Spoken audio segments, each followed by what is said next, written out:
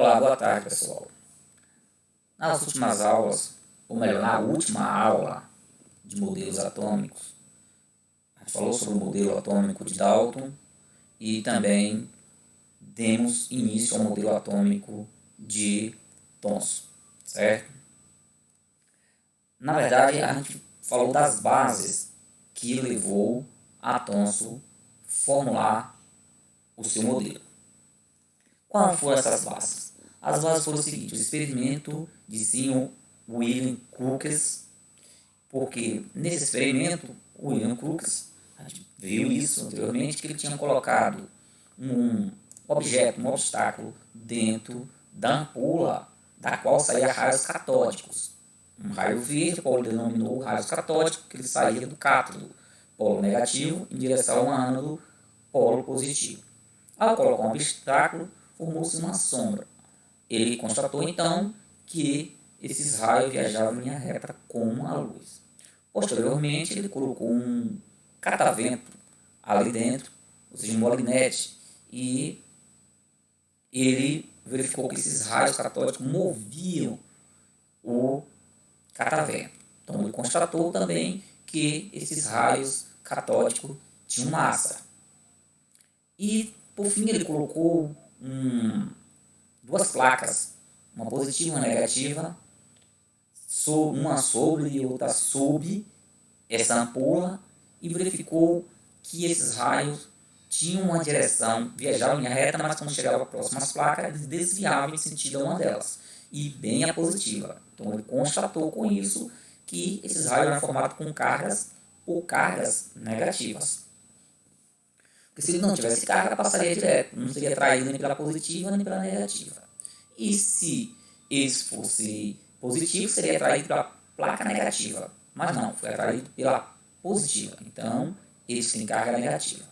Mas então, onde estavam vindo essas partículas que formavam um raio com cargas positivas? Foi isso que Thomson questionou.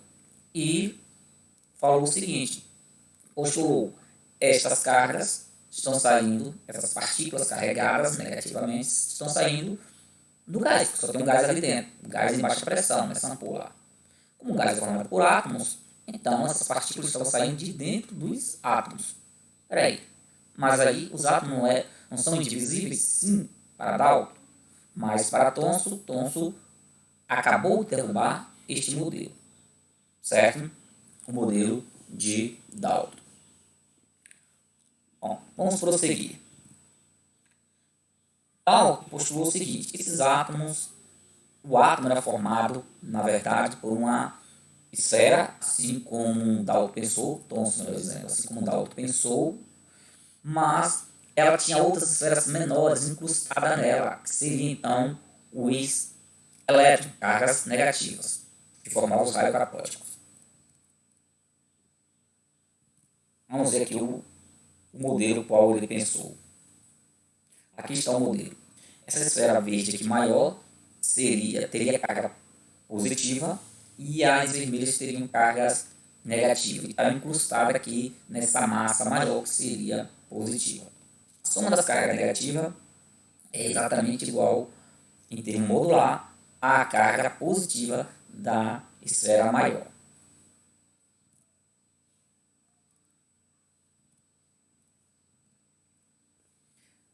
Bom, em experimentos futuros, descobriu-se, Goldstein, esse cientista, descobriu que existia um outro tipo de raio, contrário do raio catódico, o qual ele chamou raios anódicos. E era formado também por um tipo de partícula, a qual foi denominada de prótons. E saía de onde? Saía do ânodo, polo positivo, em direção ao cátodo, polo negativo. Portanto, elas eram positivas, essas azuis aqui mais escuras e menores. Então, foi denominado de raios anódicos. Bom, depois foi descoberta a radioatividade. A radioatividade desse fenômeno, a matéria emite um tipo de radiação, um tipo de raios, pode ser de partículas ou ondas eletromagnéticas. Foi descoberta pelo esse cientista aqui, Conrad. E, na verdade, ele descobriu o raio-x. E o raio-x se formava ao redor das ampolas de de Crookes, que é um tipo de radioatividade por raio-x. Mais tarde, com a ajuda do casal de cientistas Pierre e Marie Curie, Becquerel, um outro cientista, descobriu a radioatividade emitida por substâncias como polônio, rádio e urânio. Essa substância emitia um tipo de radiação, tipo raios, que poderiam ser de partículas, e raios poderiam ser ondas eletromagnéticas. E aqui está a descoberta. 3 tipos de radiações foram descobertas. Uma com carga positiva, outra com carga negativa e uma que não tinha carga, que era ondas eletromagnéticas. Verificamos aqui. As positivas se deslocam no sentido da placa positiva ou da placa negativa. Então, essas que eram positivas foram chamadas de partículas alfas, e as negativas saídas dentro das partículas, formam algum raio, foi denominada beta, dirigindo em direção à placa positiva. E essa aqui em branco aqui não tinha carga, então não desviava nem no sentido negativo nem no sentido positivo, passava direto. Foi denominada de ondas eletromagnéticas, foi denominada de gama, que é uma onda eletromagnética. Aqui está a forma que foi feito o experimento. Uma caixa de chumbo, na qual ele colocou o material radioativo. O chumbo bloqueia todo tipo de radiação e não deixa passar, então não passava a radiação, não descia, não subia, nem saía a radiação, não ia para trás, só por um pequeno furo dessa caixa. Ele colocou um anteparo para detectar os tipos de radiações, uma placa positiva em cima, negativa em cima e uma placa positiva embaixo. Bom, então a equipe de Rutherford, com esse arsenal todo, com todos esses materiais, resolveu fazer um experimento no qual eles colocaram uma folha de sulfeto de zinco, que é sensível às partículas alfa, um tipo de partícula que tinha sido descoberta lá por Becquerel, emitida por algumas substâncias radioativas, tipo urânio, polônio. Ele pegou, então, uma caixa de chumbo, como aquela mostrada anteriormente, com um pequeno furo, colocou então o material polônico que emite partícula alfa, radiação alfa. E essa partícula alfa, que tem carga positiva, ao se chocarem com o sulfeto de zinco, deixa um traço luminoso, um ponto luminoso aqui no sulfeto de zinco. Ela sendo detectada. Porque esse raio vermelho aqui é apenas uma simulação, você não vê desse jeito. Não via nada na verdade, só os pontinhos luminosos na placa. E ele colocou também uma folha de ouro finíssima aqui entre a placa e a caixa de chumbo. E imaginava então a equipe de Rutherford que a maioria das partículas alfa atravessassem a lâmina de ouro sem sofrer desvio, ou melhor, sofrendo pequenos desvios e poucos desvios. Bom, era o que pensava que deveria acontecer se o modelo de Dalton fosse verdadeiro, certo? Não é que ele é falso, mas para explicar o modelo de Dalton ter uma consistência maior, deveria acontecer isso, e era o que eles esperavam que acontecesse. Mas o experimento mostrou um pouco diferente do que se pensava. Pelo modelo atômico de Thomson, esperava-se que praticamente todas as partículas radioativas atravessassem o átomo sem sofrer desvio. Bom, no experimento deles, verificaram que realmente a maioria das partículas passavam sem sofrer desvio. Certo? Poucas sofriam desvios. Então, o que é que mudou? Já chegaremos lá. Aqui está o modelo atômico de Thomson. E aqui está o que se esperava. Essas células vermelhas estão representando as partículas alfa. Quando as partículas alfa encontrassem um átomo, ela deveria atravessar o átomo, como mostra aqui. Acreditava-se também no modelo de Thomson que o átomo fosse formado por uma massa pastosa, uma massa de modelar, na qual você pode enfiar alguma coisa ali dentro, certo? E sair do outro lado. Assim eles esperavam, mas esse aqui não é positivo, essa esfera maior de Thomson, sim. As partículas alfa também são positivas, sim. Então, o que deveria acontecer? Deveria sofrer um desvio, que haveria uma repulsão entre elas. Bom, mas eles acreditavam que a matéria era praticamente contínua, não havia espaços entre um átomo e outro. Então, essa partícula alfa deveria literalmente chocar com este átomo, e ao chocar com esse átomo, sofrer alguns pequenos desvios, mas atravessar esse átomo. Poucos desvio, e esses poucos desvios eram muito, muito pequenos, quase imperceptível. É o que deveria acontecer se o modelo de Thomson realmente funcionasse 100%. A maioria das partículas alfa foi constatado que a maioria das partículas alfa atravessaram a lâmina de ouro sem sofrer desvios. Se pensava também no modelo de Thomson, aqui foi constatado. Poucas partículas alfa sofrem desvio ao atravessar a lâmina de ouro. Bom, o modelo de Thomson falava isso. Poucas partículas alfa não atravessam a lâmina de ouro. O modelo de Thomson não falava isso. Todas as partículas deveriam atravessar. Aqui está totalmente contrário ao que se acreditava se o modelo de Dalton fosse 100% perfeito. Então, não, isso aqui não funcionou. Aqui está a representação.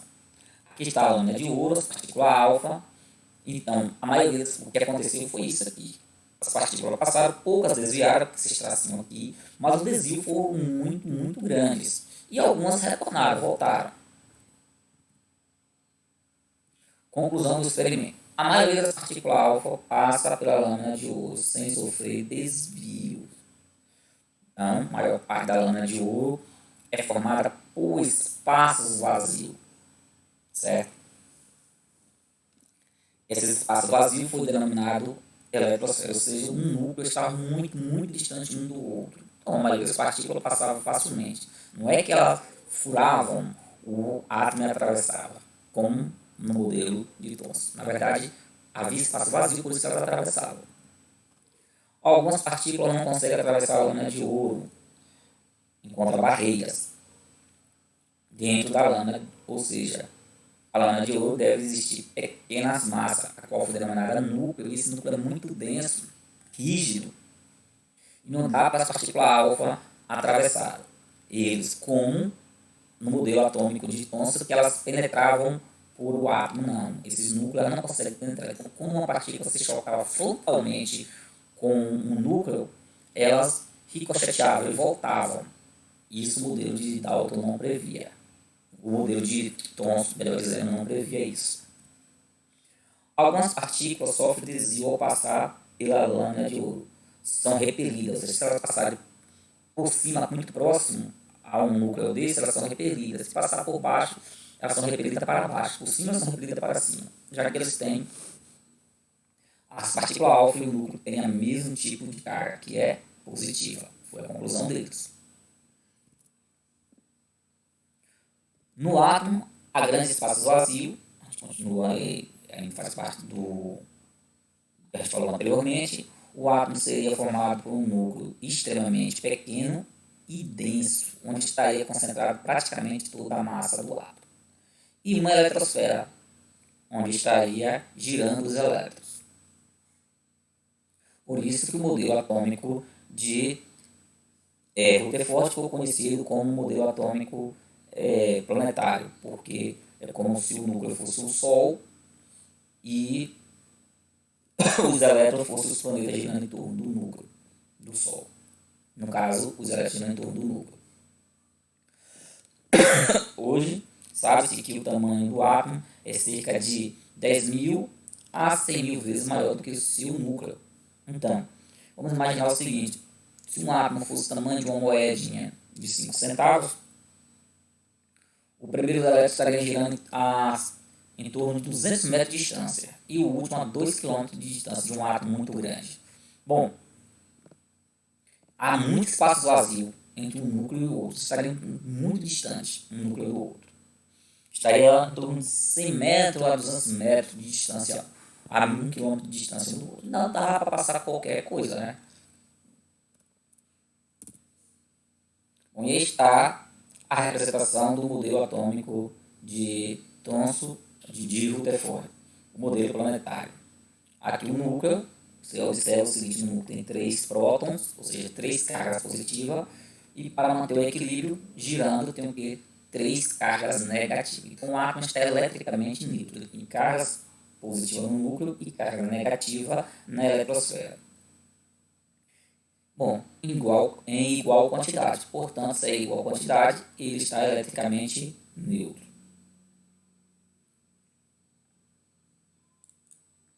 Prosseguindo.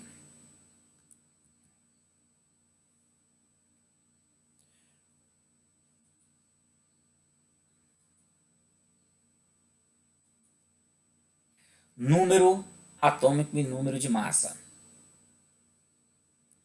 O número atômico corresponde ao número de cargas positivas, isto é, de prótons presente no núcleo do átomo.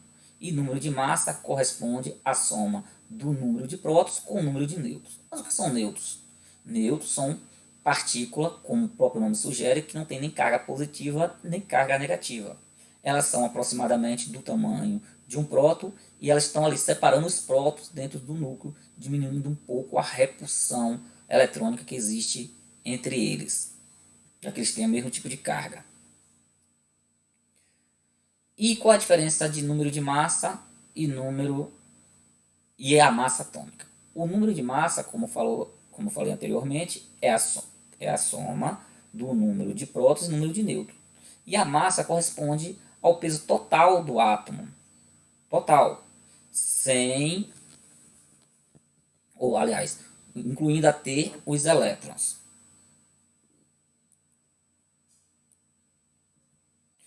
Detalhe, o número de massa é um número inteiro, enquanto que a massa não é um número inteiro. Mas geralmente aproximamos a massa para o seu número de massa, para um determinado átomo. Outra coisa é que o número atômico para um determinado elemento químico é sempre o mesmo. Ele não pode variar, porque se ele variar, deixa de ser aquele elemento químico, passa a ser um outro tipo de elemento químico. Então ele é uma identidade, como se ele fosse a digital do elemento químico. Aí, como eu falei anteriormente, o número de massa é a soma do número de prótons e de nêutrons presentes no núcleo do átomo. A massa atômica é a massa total do átomo, dada em unidade de massa atômica, abreviada de UMA. Então está a fórmula aqui para dar o número de massa. A representa o número de massa, o A maiúsculo. O Z, o número atômico. Poderia se colocar aqui um P minúsculo, que seria o número de prótons, que seja carga positiva, mais N, que é o número de nêutrons. Se retornarmos ao átomo anterior, vamos voltar aqui, o que se verifica que no seu núcleo temos 2 nêutrons, representados com as bolinhas brancas, e 3 prótons. Então, seu número de massa vai ser 5. 3 prótons e 2 nêutrons. Então, seu número de massa. E os elétrons entram nessa conta? Não, não entra. Ele entra na massa, não no número de massa. Semelhança atômica. Pelo modelo de Dalton, primeiro que foi visto na aula anterior, o que é que acontece? Os átomos são exatamente idênticos em massa e tudo. Aqui não. Átomos de um mesmo elemento químico. Aqui não. Os átomos de um mesmo elemento químico podem ser um pouco diferentes. Pode ter massa diferente. O que eles não podem ter diferente é o número atômico, ou seja, o número de cargas positivas, que é o que identifica um determinado elemento químico. A primeira semelhança que vamos estudar é essa. Isótopos. Iso do grego significa mesmo. Topos, lugar, ou seja, mesmo lugar na tabela periódica. Então, por definição, isótopos são átomos de mesmo elemento químico, portanto, tem o mesmo número de prótons, porém tem massas diferentes. Como isso é possível, então? Devido ao número de nêutrons. Vamos ver aqui. O X representa um determinado elemento químico. Então, esse átomo aqui é do elemento X, aqui também é do elemento X. Mas eles têm massas diferentes, mas o número atômico, observa que é 12 para X e também é 12 para o outro X. Não varia, porque se variar não seria do mesmo elemento, do elemento X. E número de prótons, ou número atômico, é o número de cargas positivas presente no núcleo. Se você fazer a subtração, em cima está a massa é a soma de prótons com nêutrons. Então, se você tirar os prótons, sobra os nêutrons. Então, 28 prótons, ou digo, 28 é a massa, menos o número de prótons, que é 12, sobram quanto? 16 nêutrons. Aqui sobraria quanto? 30 menos 12, 18 nêutrons. Então eles têm um número de nêutrons diferente, mas o número atômico é o mesmo para os dois. Por isso que eles têm massa diferente, porque tem nêutrons, número de nêutrons diferente.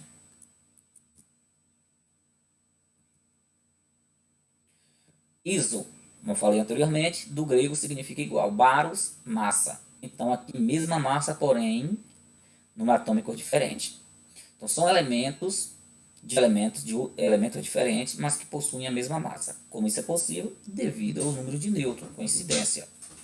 O número atômico desse é 12, o número atômico do outro aqui é 14. Portanto, são elementos químicos diferentes. Estão representados aqui com símbolos diferentes, X e Y. Mas a massa para ambos é quanto? 28. Como isso é possível? Observa. 28 menos 12 dá quanto? 16. Portanto, então 12 com 16, 28. Seria, então, 16 nêutrons. E aqui, 28 menos 14 dá 14. Então, é 14 prótons e 14 nêutrons. 14 prótons com 14 nêutrons resulta em 28, que é a massa. Isso aqui, ó, é a soma de prótons e nêutrons. Aqui é só prótons. Isótonos são átomos que têm o mesmo número de nêutrons. Isso é igual, tônus, nêutrons. Porém, tem massa diferente e número atômico diferente. Veja esses dois elementos aqui novamente, X e Y. Observem o seguinte, o número atômico desse é 12 e o número de massa 28. 28 menos 12 dá quanto? 16, que é o número de nêutrons.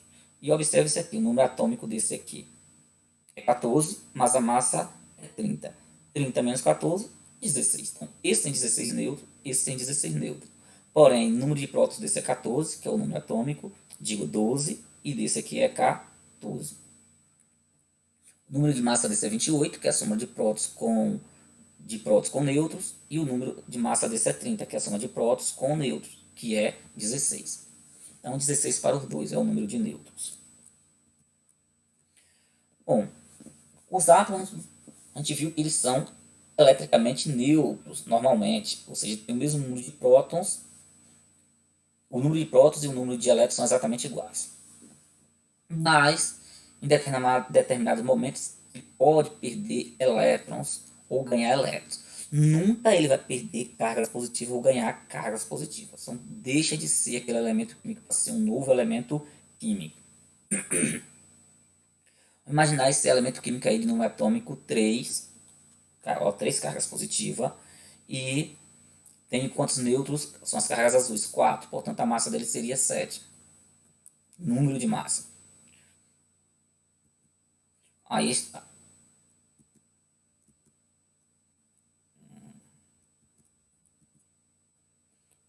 Bom, voltando aqui. Na verdade, um momentinho aqui. Ele tinha 3 elétrons girando em volta dele. Não apareceu aqui, houve algum problema. 3 elétrons. 2 nessa primeira camada e 1 nessa segunda camada, certo? Um elétron aqui girando e aqui ele tem 2 elétrons. Em um determinado momento ele perde esse elétron. Ao perder esse elétron não fica solto por aí, ele vai para um outro átomo. Quando ele perder um elétron, na verdade, como ele tinha 3, ele passa a ter 2. Então, o que é que vai acontecer com isso aqui? Ele fica com excesso de cargas positivas. Quanto? 3 cargas positivas e 2 negativas. Portanto, ele tem uma carga positiva a mais. Então, ao perder elétron, ele fica com excesso de carga positiva. Que seria essa daqui, ó. Representada aqui como 1 mais. Quando é 1, geralmente não aparece. De 2 em diante aparece. Esse 1 mais não quer dizer que ele tem apenas uma carga positiva. Está dizendo que ele tem uma carga positiva a mais se comparada com o número de elétrons. Isso é um íon. É um íon positivo. Isso é íon. Íons são átomos que ganham ou perdem elétrons. Ou seja, se torna positivo, se perde, e se ganha, se torna negativo. Um íon, quando for positivo, será chamado cátion. E quando for negativo, ânion. Bom, aqui nesse caso apareceu. Aqui é um átomo maior, o número de cargas positivas no núcleo, que são as vermelhas, são 9, e há 9 elétrons girando ao redor dele. Isto é, ele está neutro. O número de cargas positivas é igual ao número de carga negativa. Será Se você parar, você vai observar aqui, ó, que é verdade o que eu estou dizendo. Na linha azul, estão girando 2 elétrons. E aqui em volta estão girando 7 elétrons na vermelha. Dá 9 elétrons, que são cargas negativas. Bom, prosseguindo então. Aquele elétron que o outro átomo perdeu vai para algum lugar. Vamos supor que ele veio para esse átomo. Aí. Agora ele não tem mais, esse que está piscando. Ele não tem mais apenas 9 elétrons. Ele tem 10 elétrons. Mas próton ele só tem 9. Então ele tem um elétron, uma carga negativa a mais se comparada ao número de cargas positivas. Então ele está carregado negativamente. Então ele é um íon. Esses íons, quando são negativos, são chamados de ânions. E aqui está a representação. 9 é a massa do seu núcleo, o número de prótons do seu núcleo, que são as cargas positivas. 19 é a massa, é todo o núcleo, são as cargas positivas e os nêutrons aqui, ó, azuis. As bolinhas azuis aqui, que se você contar, são 10. 10 nêutrons com 9 prótons, 19. O número atômico representado embaixo, que só são as cargas positivas em vermelho.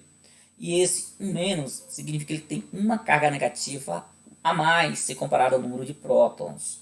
Não é que ele só tem uma carga negativa, na verdade ele tem 10 cargas negativas girando ao redor dele. Porém, uma negativa a mais se comparado ao número de prótons. Porque o número de prótons é 9, então tem um elétron a mais comparado ao número de prótons. Estou sendo enfático aqui, repetitivo. Não esqueça disso, certo? Bom, então, pessoal, íons existem dois tipos. E íons são átomos que são carregados ou positivo ou negativamente. Se ele ganha elétrons, se torna negativo, porque elétron é negativo. Se ele perde elétrons, se torna positivo. Nunca ganha nem perde prótons, porque se ele perder prótons, ele se tornou positivo ganhando prótons. Não, não existe isso, porque se ele ganhar prótons, ele deixa de ser aquele elemento químico. E se ele perder prótons, da mesma forma, passa a ser um novo elemento químico. Então não ganha nem perde prótons. Para ele se tornar positivo ou negativo, é ganhando ou perdendo elétrons. Então, íons positivos são chamados cátions e íons negativos são chamados ânions. E aqui vamos falar de partícula isoeletrônica. Tínhamos falado de partículas que eram isótopos, que são átomos de mesmo elemento químico, porém com massa diferente. Isóbaro, que são átomos de elementos químicos diferentes, mas massa iguais.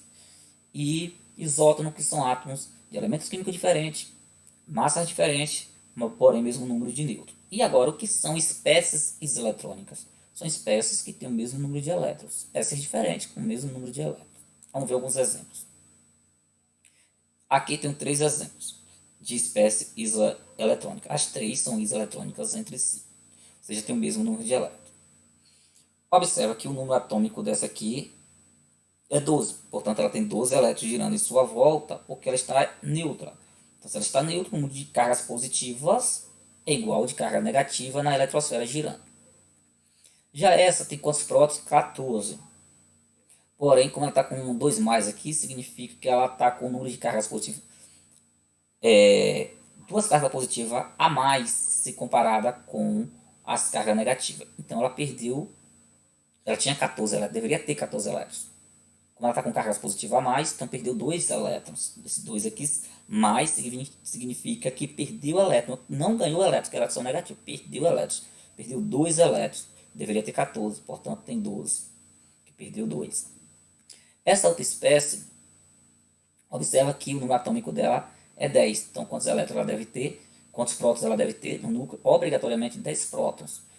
Mas o número de elétrons também deveria ser 10. Mas esse 2 menos significa que ela ganhou 2 cargas negativas. Ela está com um número de cargas negativas a mais com relação ao número de cargas positivas. 2 cargas negativas a mais se comparada ao número de cargas positivas. Então, se ela tem 10 cargas positivas e tem 2 negativas a mais, então são 12. 12 elétrons aqui. Aqui também 12 e aqui 12. Portanto, elas são isoeletrônicas. Por hoje é só. Até mais. Bons estudos.